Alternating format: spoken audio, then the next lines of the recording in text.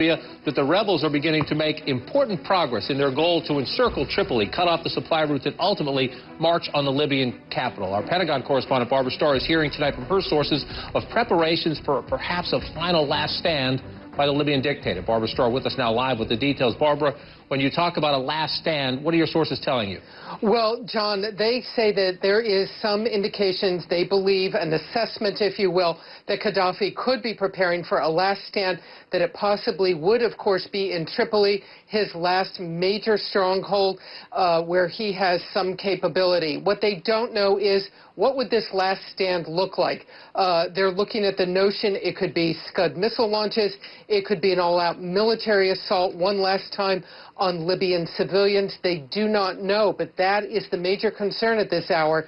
No firm indications that Gaddafi yet is ready to pack up and go, that maybe he plans one last effort before he finally decides. John? And so, Barbara, if that is the worry, the concern at the Pentagon, that perhaps the Libyan dictator would use his Scud missiles, other weaponry that he has at his disposal to lash out, is there any sense that the United States would encourage its NATO allies to give him a shove, if you will, before he can lash out?